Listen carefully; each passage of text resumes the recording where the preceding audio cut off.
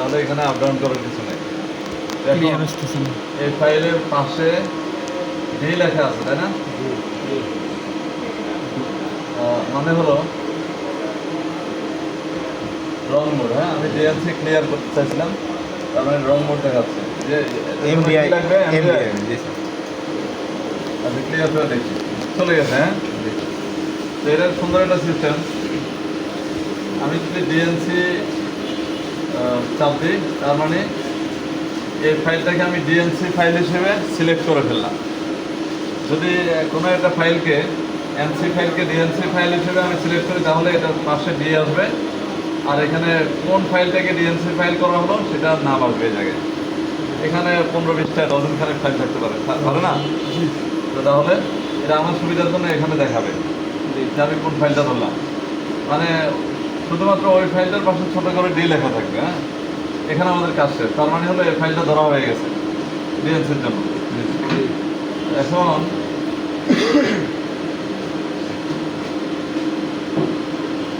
Article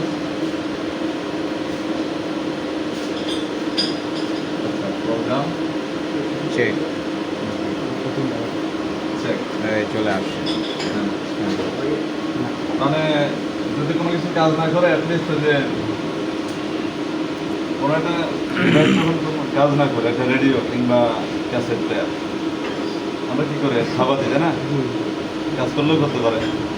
এখন ডিএনসির এখানে যদি ইনকেস কাজ না করে, আমরা কী করলাম, ওখানে গিয়ে ক্লিয়ার করে আবার সিলেক্ট করে আসলাম। হ্যাঁ, তো চেকে আসবো। চেকে আসার পরে প্রোগ্রাম এখানে আরেকটা ইন্টারেস্টিং বিষয় আছে। অটো মোড বা মেমোরি মোড কোনটা, এটা কিংবা এটা, তাই না? এটা হলো সিঙ্গেল ব্লক আর এটা হলো অটো মোড। দুইটাতে একই টাইপের, তাই না? দুইটাই আমার এমসি কোড অনুযায়ী কাজ করবে অটোমেটিক, তবে এটা থেমে থেমে কাজ করবে। এখন এই যে অটো মোডে, যে কোনো একটা অটো মোডে থাকা অবস্থায় যদি ডিএনসি সুইচটা অন করা হয়, তাহলে এটা একটা সিকিউরিটি স্টেপ আর কি, যে সরাসরি আমি এখানে কাজ করতে পারবো না। আগে এই যে মানে সিকিউরিটি স্টেপটা পার হবে, আমার অর্থাৎ মনোযোগ আকর্ষণ করলো যে আমি যে DNC program running selected, confirm by pressing feed on push button. মানে ডিএনসি প্রোগ্রাম রানিং সিলেক্টেড, অর্থাৎ আমি অন্য কোথাও গিয়ে ডিএনসি প্রোগ্রাম রানিং মানে কমান্ডটা সিলেক্ট করলাম আর কি। হ্যাঁ, তাহলে কনফার্ম করার জন্য এটা দিতে হবে। এটা দিলে কি কাজ শুরু হয়ে যাবে? না, তা না, কাজ শুরু হবে না আমি যতক্ষণ পর্যন্ত এই সাইকেলটা অন না করবো। ঠিক আছে, এই মেসেজটা যখন পার হয়ে গেল, তার মানে হলো ডিএনসি প্রোগ্রাম চালু করার জন্য রেডি আমরা। তবে আরেকটা কিছু দেখে নেবো আমরা অবশ্যই, সেটা হলো এই যে প্রোগ্রাম পেজ কিংবা এই চেক পেজের এই অংশ একই তো কথা। প্রোগ্রাম পেজে এখানে কোডের জায়গায় যা লেখা দেখাবে, চেকে এই কর্নার সেটা তো দেখাবে নাকি? মানে এই জায়গাটা ফাঁকা থাকবে, কোডের জায়গাটা ফাঁকা থাকবে যতক্ষণ না পর্যন্ত আমরা এটা চালু করবো। তো সেক্ষেত্রে একটা সেফটির একটা বিষয় থাকবে। আমি যদি ডিএনসি প্রোগ্রাম চালাতে গিয়ে আমি শিওর না থাকি আমার প্রোগ্রামটা ঠিক আছে কিনা, তাহলে আমরা কী করবো? আচ্ছা, এই কথাটা কেন আমি বলতেছি, কারণ হলো আমরা যদি মেমোরি থেকে সরাসরি চালাই, সিএনসি মেমোরি থেকে, তাহলে আমরা সাইকেল স্টার্ট দেওয়ার আগে আমরা দেখতে পারি আমাদের কোডের কোথায় কী আছে। কোডের শুরুর দিকে কিছু যে কোডে কোডের সেটিং থাকবে, সেটা অনেক সময় আমাদের দেখার প্রয়োজন হয় সব কিছু ঠিকঠাক আছে কিনা। যে টুল এন্টার কোড দিতে গিয়ে এম কোডের নাম্বারটা চেঞ্জ হয়ে গেল, কিংবা স্পিন টুল কমান্ডটা উল্টা হয়ে গেল। হ্যাঁ, অথবা হতে পারে যে টুল এন্টার কমান্ড দেওয়াই হয় না, তাহলে সেক্ষেত্রে আমরা কী করি, সরাসরি আমরা মেশিন থেকে এডিট করি। তো ডিএনসির বেলায় তো সরাসরি মেশিন থেকে এডিট করার ফাংশন নাই, আছে? ডিএনসি মানে হলো কি ডাইরেক্ট নিউমেরিক্যাল কন্ট্রোল। এটা মানে বোঝানো হয় যে এক্সটার্নাল কোনো ডিভাইস থেকে সরাসরি মানে প্রোগ্রাম রান করা হবে। ঠিক আছে, অর্থাৎ ইনস্ট্যান্টানিয়াস, সাথে সাথে line by line machine external device থেকে পড়বে আর রান করবে। আচ্ছা, তো এক্ষেত্রে আমাদের ওই যে এক্সটার্নাল ডিভাইসের প্রোগ্রাম সরাসরি এডিট করার সুযোগ নেই। তো তার মানে এক্ষেত্রে আমরা কি সিকিউরিটি মেজার ফলো করতে পারি? সেটা হলো আমরা অবশ্যই সিঙ্গেল অটো মোডে চালু করবো, যাতে করে এটা চাপ দেওয়ার সাথে সাথে আমি কোডটাও দেখতে পাই, আমার প্রোগ্রামটাও আমার জন্য থেমে থাকে, মানে এটা চাপ দেওয়ার জন্য থেমে থাকে, তাই না?